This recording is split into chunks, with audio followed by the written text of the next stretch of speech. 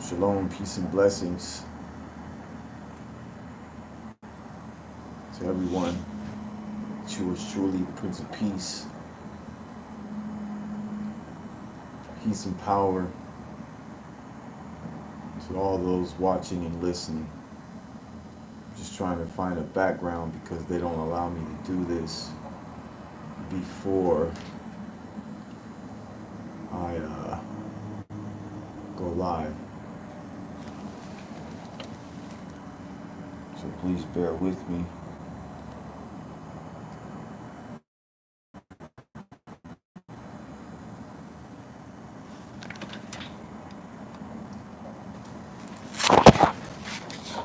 I want you all to take a good look at this before I get started.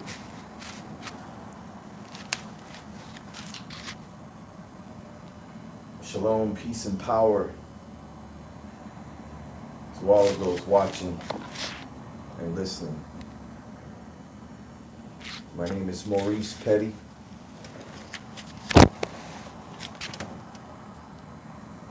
Maurice Allen Petty. I was born January 2nd, 1980.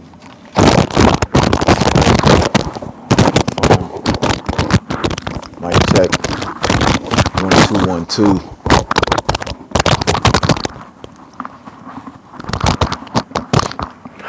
Shalom, peace and blessings. Peace and power to all of those watching and listening.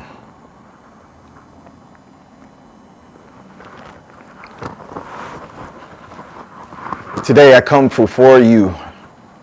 I come before you not just as a messenger, but as a man who has walked through fire, who has known the weight of injustice,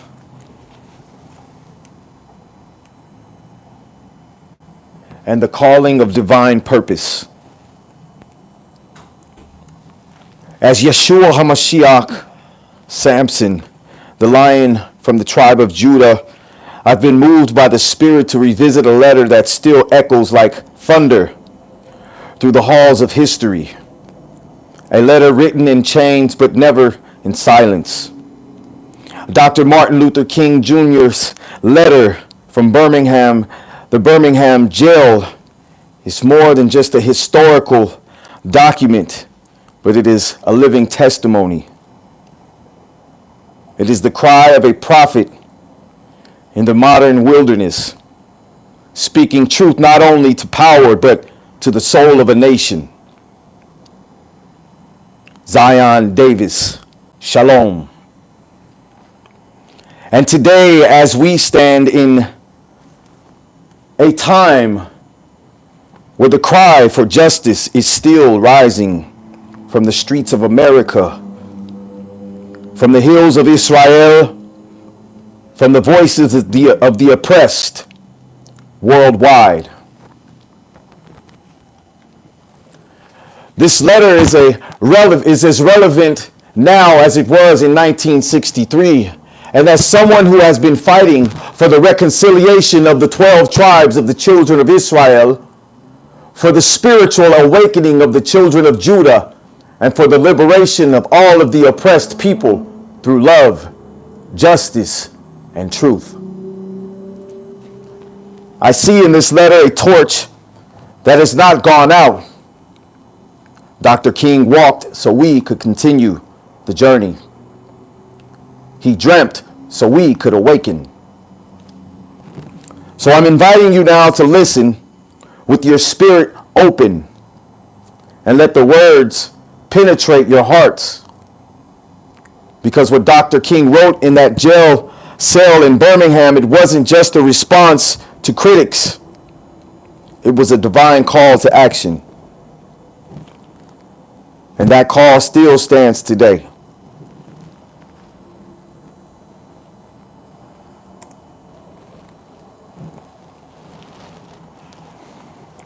April 16th, 1963. I went from 17 viewers to 1. Joe D, let me take a moment to address the people that were here. Judah and Israel, one branch, one nation, one king. I want you to take a good look at this. I went from 17 viewers to 1. The devil is a lie. I need everyone that was here or everyone here now to at least like this video before I proceed with reading.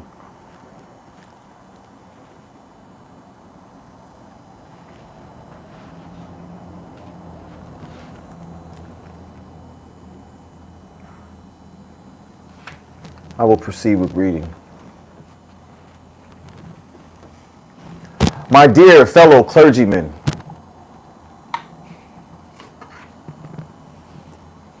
here in the Birmingham City Jail, I came across your recent statement calling my present activities unwise and untimely. Seldom do I pause to answer criticism of my work and ideas. If I sought to answer all the criticisms that cross my desk, my secretaries would have little time for anything other than such correspondence in the course of the day, and I would have no time for constructive work. But since I feel that you are men of genuine goodwill and that your criticisms are sincerely set forth, I want to try to answer your statement in what I hope will be patient and reasonable terms. I think that I should indicate why I am here in Birmingham, since you have been influenced by the view which argues against outsiders coming in.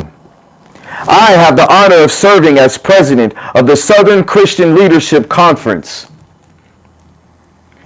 an organization operating in every southern state, with headquarters in Atlanta, Georgia. We have some 85 affiliated organizations across the South, and one of them is the Alabama Christian Movement for Human Rights. Frequently, we share staff, educational, and financial resources with our affiliates. Several months ago, the affiliate here in Birmingham asked us to be on call to engage in a nonviolent direct action program if such were deemed necessary. We readily consented.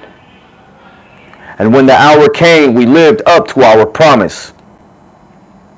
So I, with several members of my staff, Shalom, we are here because I was invited here. I am here because I have organizational ties here. But more basically, I am in Birmingham because injustice is here.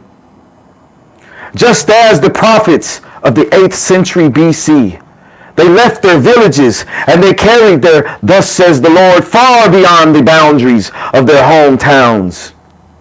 And just as the Apostle Paul left his village of Tarsus and he carried the gospel of Jesus Christ to the far corners of the Greco-Roman world, so am I compelled to carry the gospel of freedom beyond my own hometown. Like Paul, I must constantly respond to the Macedonian call for aid. Moreover, I am cognizant of the interrelatedness of all communities and states. I cannot sit idly by in Atlanta and not be concerned about what happens in Birmingham. Injustice anywhere is a threat everywhere. We are caught in an inescapable network of mutuality, tied in a single garment of destiny. Whatever affects one of us directly affects all of us indirectly. So never again can we afford to live with the narrow, provincial, outside agitator idea. Anyone who lives inside of these United States We can never be considered an outsider anywhere within its bounds. You deplore demonstrations taking place in Birmingham, and even right now in New York City, and even right now in downtown Los Angeles. You deplore these demonstrations taking place across the world today. But your statement, I am sorry to say, that it fails to express a similar concern for the conditions that brought about the demonstrations that you are seeing today. I am sure that none of you would want to rest content with the superficial kind of social analysis that deals merely with effects and does not grapple with underlying causes. It is unfortunate that demonstrations are taking place all over the world today, but it is even more unfortunate that the city's white power structure left the Negro community with no alternative. It has left the entire world and global community with no alternative.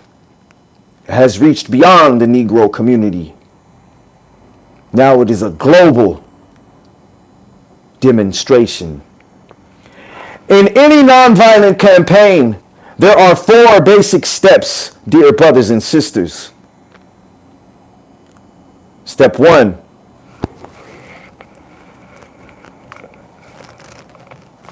Collection of the facts.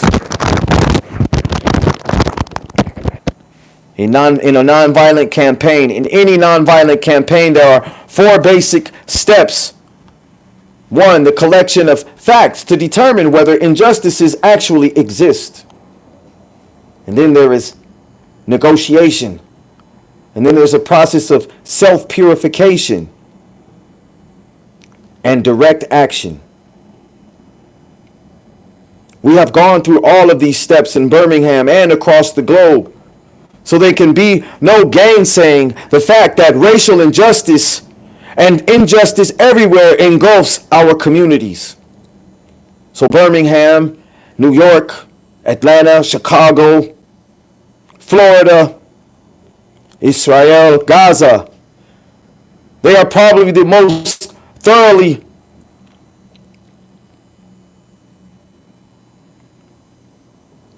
segregated in the United States. Well, I added in some words there. Its ugly record of brutality in the United States is widely known. Negroes have experienced grossly unjust treatment in the courts. There have been more unsolved bombings of Negro homes and churches in Birmingham than in any other city in the nation. These are the hard, brutal facts of the cause, dear brothers and sisters. These are the hard, brutal facts of the case. And on the basis of these conditions, Negro leaders sought to negotiate. They sought to negotiate with the city fathers, the governors, the mayors, but the latter consistently refused to engage in good faith negotiations. Then last September came the opportunity to talk with leaders of Birmingham's economic community. In the course of the negotiations, certain promises were made by the merchants, for example, to remove the store's humiliating racial signs. On the basis of these promises, the Reverend Fred Shuttlesworth and the leaders of the Alabama Christian Movement for Human Rights agreed to a moratorium on all demonstrations. As the weeks and months went by, we realized that we were the victims of a broken promise. A few signs, briefly removed, returns, and the others remained. As in so many past experiences, our hopes have been blasted, and the shadow of deep disappointment settled upon us. We had no alternative except to prepare for direct action, whereby we would present our very bodies as a means of laying our case before the conscience of the local and the national community. Mindful of the difficulties involved, we decided to undertake a process of purification. We began a series of workshops on nonviolence, and we repeatedly asked ourselves, are you able to accept blows without retaliating? Are you able to endure the ordeal of jail? We decided to schedule our direct action program for the Easter season, which is coming up.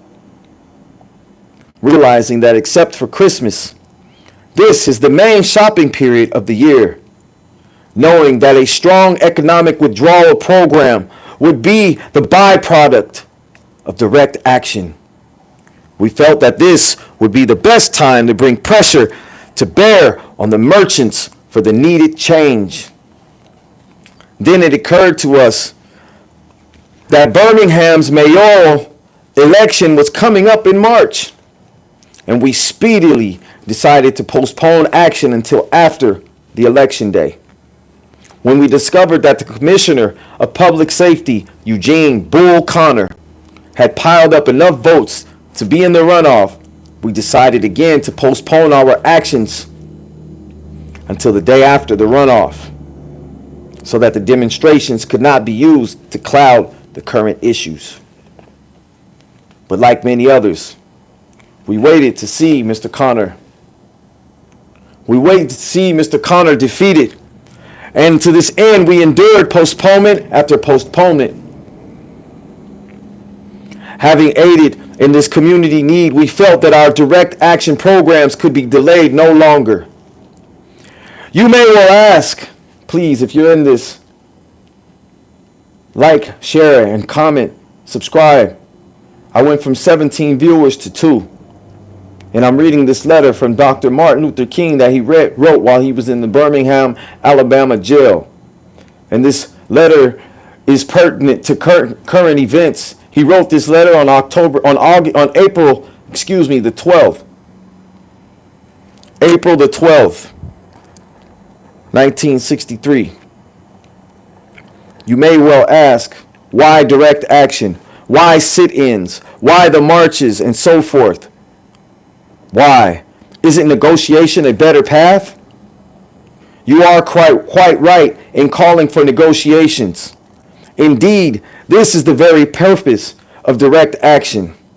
Nonviolent direct action, it seeks to create such a crisis and foster such a tension that a community which has constantly refused to negotiate is forced to confront the issue. It seeks to dramatize the issue that it can no longer be ignored. So, my citing the creation of tension as part of the work of the nonviolent resistor may sound rather shocking, but I must confess that I am not afraid of the word tension. I have earnestly opposed nonviolent tension. I have earnestly opposed violent tension, Martin Luther King says. But there is a type of constructive, nonviolent tension which is necessary for growth. Just as Socrates, he felt that it was necessary to create a tension in the mind so that the individual could rise from the bondage of myths and half-truths to the unfettered realm of creative analysis and objective appraisal. So, I have earnestly opposed nonviolent tension, but there is a type of constructive nonviolent tension which is necessary for growth. So for everyone who wants to take up arms and do violence, Socrates felt that it was necessary to create a tension in the mind so that individuals could rise up from this bondage that we're in. This bondage of myths and these half-truths to the unfettered realm, and it gives us a chance to be creative in our analysis and objective in our appraisal so that we see the need for nonviolent gadflies to create the kind of tension in society that will help men rise from the dark depths of prejudice and racism to the majestic heights of understanding and brotherhood. The purpose of our direct action programs is to create a situation so crisis packed that it will inevitably open the door to negotiation.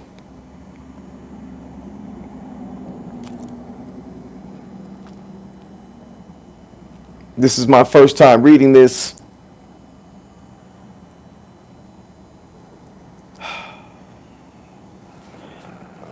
I lost my space. We have waited for more than 340 years for our constitutional and God-given rights. The nations of Asia and Africa are moving with jet-like speed towards gaining political independence, but we still creep at a horse and buggy pace towards gaining a cup of coffee at a lunch counter. Perhaps it is easy for those who have never felt the stinging darts of segregation to say, wait. But when you have seen vicious mobs lynch your mothers and fathers at will and drown your brothers and sisters at whim,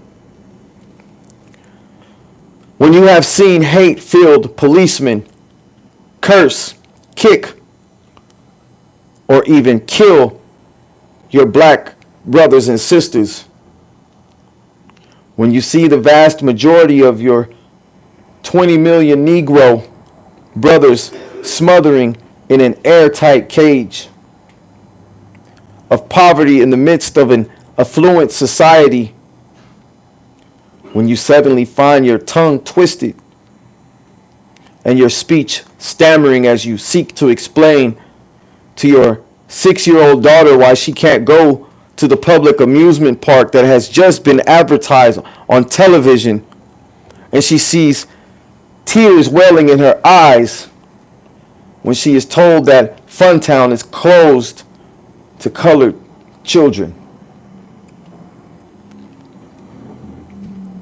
And you see ominous clouds of inferiority beginning to form in her little mental sky. And you see her beginning to distort her personality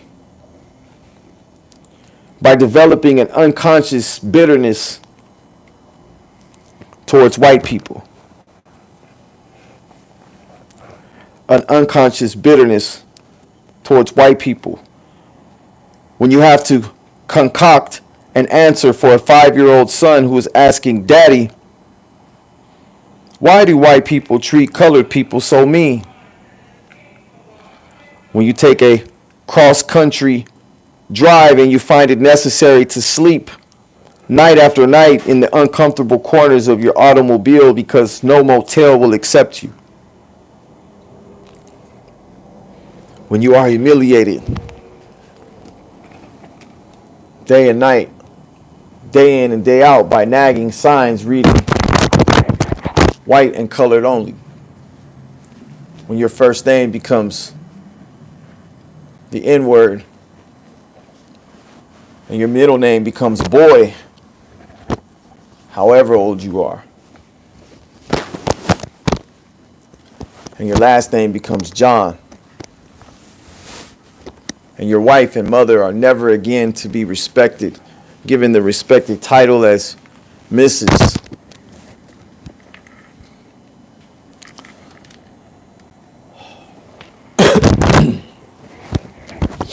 To he who has an ear, let him hear.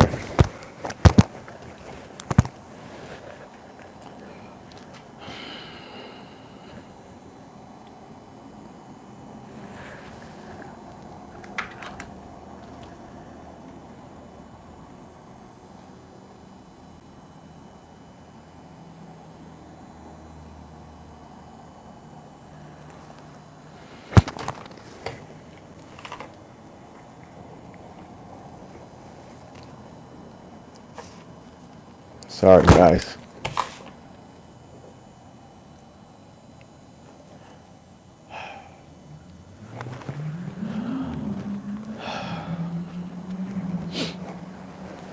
There comes a time when the cup of endurance runs over and men are no longer willing to be plunged into the abyss of despair.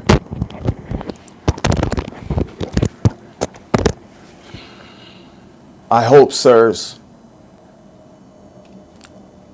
that you can understand our legitimate and unavoidable impatience. You express a great deal of anxiety over our willingness to break laws. And this is certainly a legitimate concern, since we so diligently urge people to obey the Supreme Court's decision of 1954, outlawing segregation in public schools. At first glance, it may seem rather paradoxical for us consciously to break laws. One may well ask, how can you advocate breaking some laws and obeying others? The answer lies in the fact that there are two types of laws, just and unjust. I will be the first to advocate obeying just laws. One has not only a legal but a moral responsibility to obey just laws. Conversely, one has a moral responsibility to disobey unjust laws. And I would agree with St. Augustine that an unjust law is no law at all. Now, what is the difference between the two? How does one determine whether a law is just or unjust?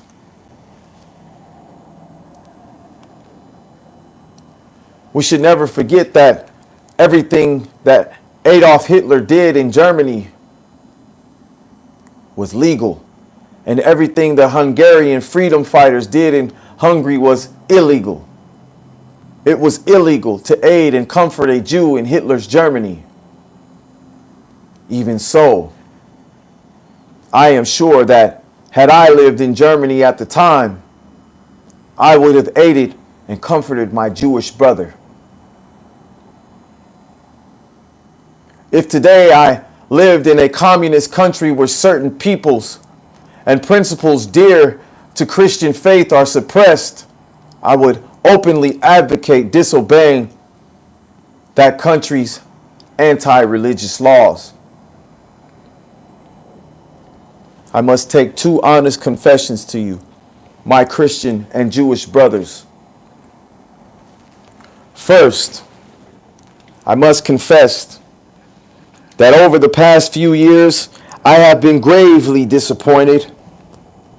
I have been gravely disappointed with the white moderate. I have almost reached the regrettable conclusion that the Negro's great stumbling block is his stride towards freedom is not the white citizens counselor of the Ku Klux Klan, but is the white moderate who is more devoted to order than to justice, who prefers a negative peace, which is the absence of tension, to a positive peace, which is the presence of justice, who constantly says, I agree with you and the goal that you seek, but I cannot agree with the methods of direct action, who paternalistically believes that he can set the timetable for another man's freedom. He believes that he lives by a mythical concept of time, and who constantly advises the Negro to wait for a more convenient season. Shallow understanding from people of goodwill is more frustrating than absolute misunderstanding from people of ill will. Lukewarm acceptance is much more bewildering than outright rejection.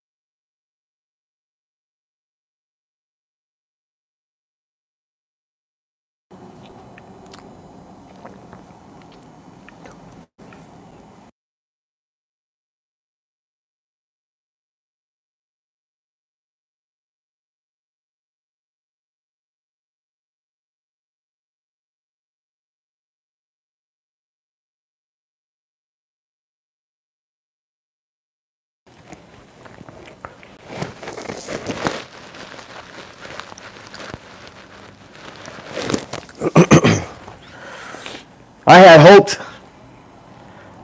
that the white moderate would understand that law and order exist for the purpose of establishing justice, and that when they fail in this purpose, that they become the dangerously structured dams that block the flow of social progress.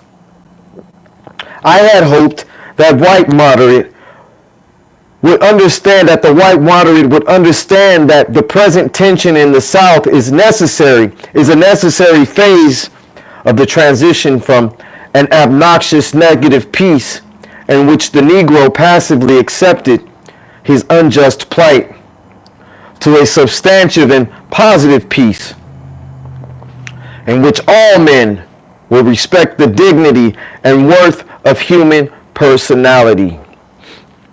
Actually, we who engage in nonviolent action are not the creators of tension.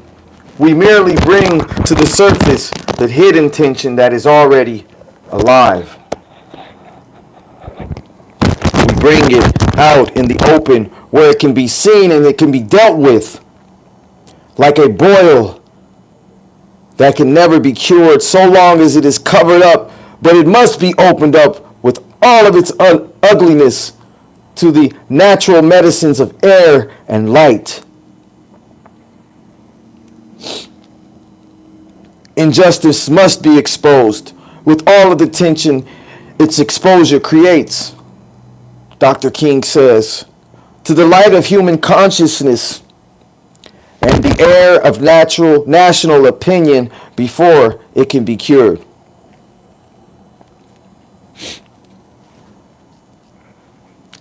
I have tried to stand between these two forces, saying that we need to emulate neither the do-nothingism of the complacent nor the hatred and despair of the black nationalist. For there is for there is the more excellent way of love and nonviolent protest, and I am grateful to God that through the influence of the Negro Church, the way of nonviolence became an integral part of our struggle. If this philosophy had not emerged, by now many streets of the South would, I am convinced, be flowing with blood. And many streets across the world. So I am further convinced that if our white brothers dismiss as rabble-rousers and outside agitators those of us who employ nonviolent direct action, if they refuse to support our nonviolent efforts, then millions of Negroes will, out of frustration and despair, seek solace and security in black nationalist ideologies, which is a development that will inevitably lead to a frightening racial nightmare. Shalom. Oppressed people cannot remain oppressed forever. The yearning for freedom eventually manifests itself. And that is what has happened to the American Negro. Like, share, and subscribe, please. Something within us has reminded us of our birthright of freedom, says Dr. Martin Luther King Jr. And something without has reminded him and us that it can be gained, our birthright of freedom, consciously or unconsciously. He has been caught up in the Zeitgeist, and with his black brothers of Africa and his brown and yellow brothers of Asia, South America, and the Caribbean, the United States Negro is moving with a sense of great urgency. We are moving with a sense of great urgency towards the promised land of racial justice. If one recognizes this vital urge that has engulfed the Negro community and so many communities across the world, one should readily understand why public demonstrations are taking place today. The Negro has many pent-up resentments. Americans have many pent-up resentments and latent frustrations, and we must release them, says Dr. Martin Luther King Jr.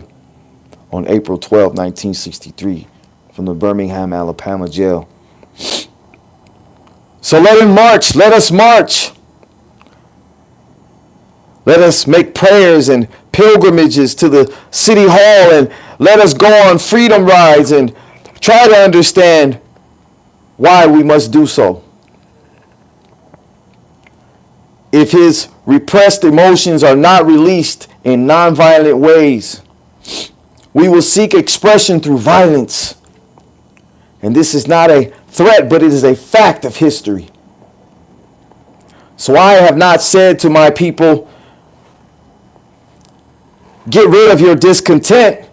Rather, I have tried to say that this normal and healthy discontent can be channeled into the creative outlet of nonviolent direct action. And now this approach is being termed extremist. But though I was initially disappointed at being categorized as an extremist, Dr. Martin Luther King Jr. says, but as I continued to think about the matter, I gradually gained a measure of satisfaction from that label. Was not Jesus an extremist for love? Love your enemies, he said. Bless those that curse you. Do good to them who hate you. And pray for those who despitefully use you and persecute you.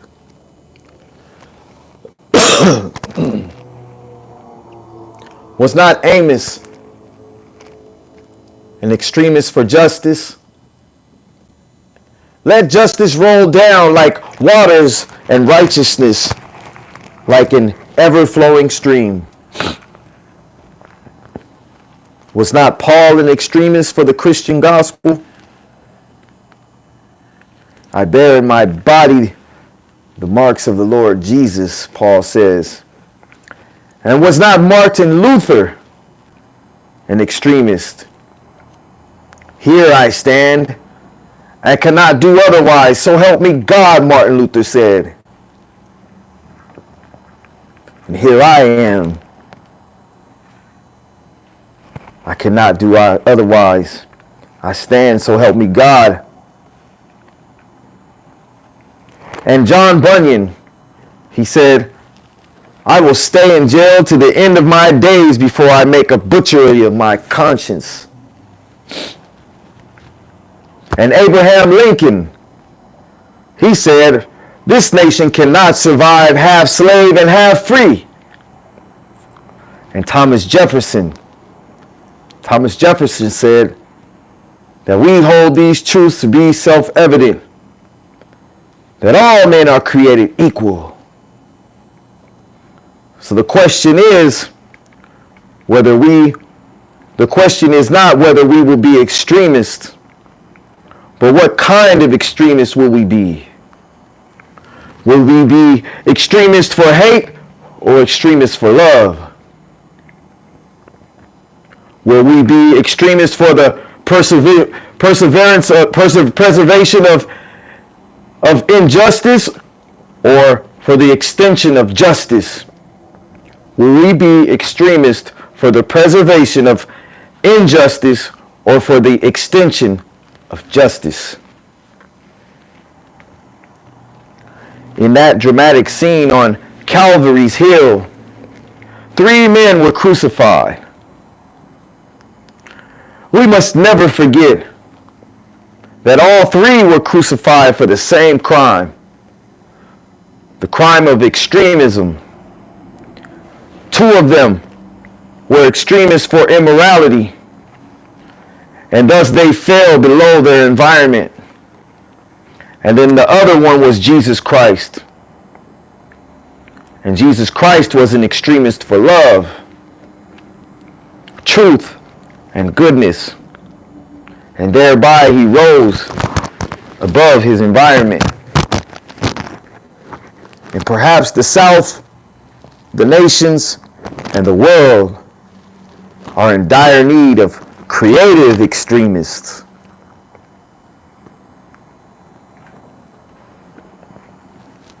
Shalom.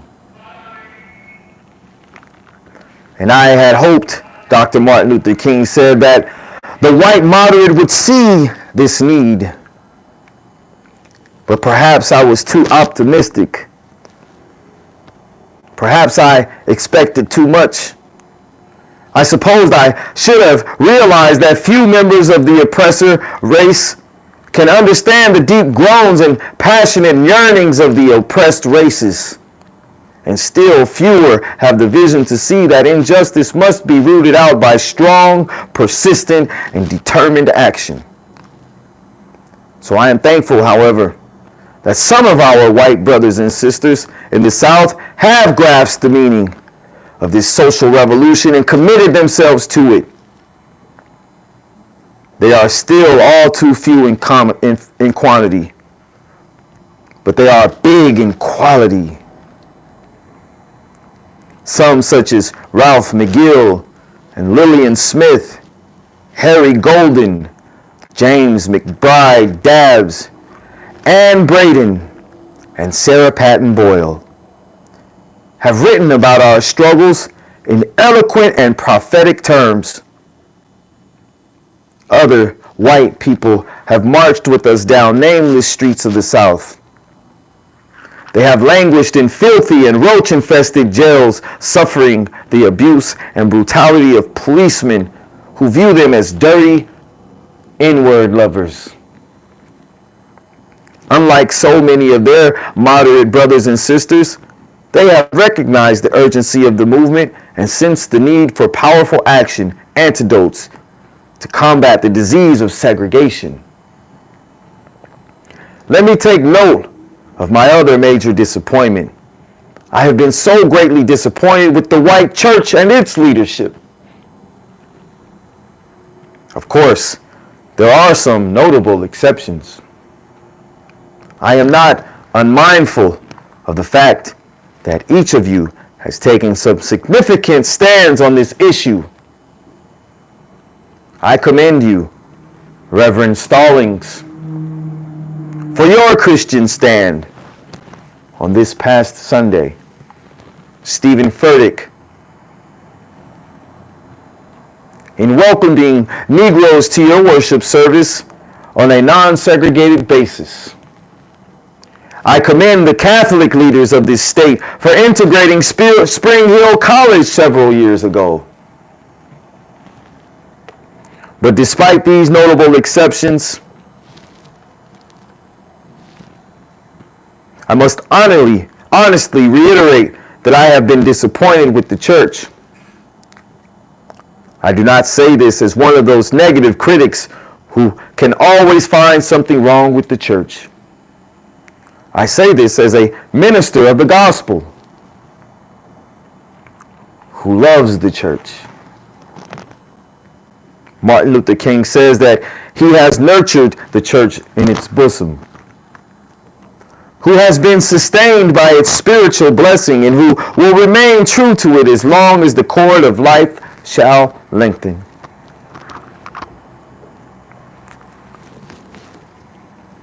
When I was suddenly catapulted into leadership of the bus protest in Montgomery, Alabama a few years ago, I felt that we would be supported by the white church. I felt that white ministers, priests, and rabbis of the South would be among our strongest allies. But instead, some have been outright opponents.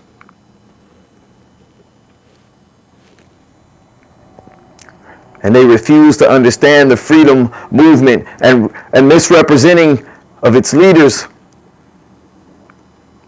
All too many others have been more cautious and courageous Some of you have been more cautious than courageous, and you have remained silent behind the anesthetizing security of stained glass windows of your churches. In spite of my shattered dreams, Martin Luther King says that he came to Alabama, Birmingham, with the hope that the white religious leaders of this community would see the justice of our cause, and with deep moral concern, they would serve as the channel through which our just grievances could reach the power structure. And I had hoped that each of you would understand, but again, I have been disappointed. Yes, I am Yeshua HaMashiach, the Lion from the tribe of Yehudah, the Prince of Peace.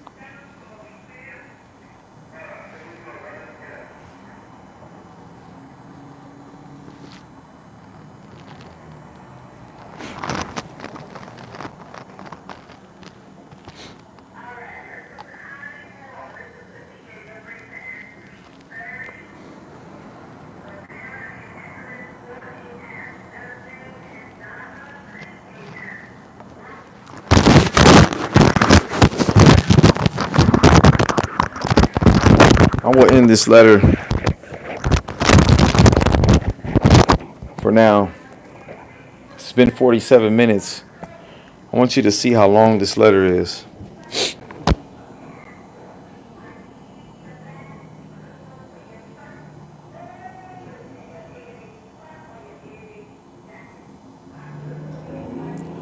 I can't show it to you right now. But shalom, peace and blessings to everybody. I hope that this letter finds you strong in faith. I also hope that circumstances will soon make it possible for me to meet each of you. Not as an integrationist or as a civil rights leader, but as a fellow clergyman and a Christian brother, a Jewish brother. Let us all hope that the dark clouds of racial prejudice will soon pass away, and the deep fog of misunderstanding will be lifted from our fear-drenched communities.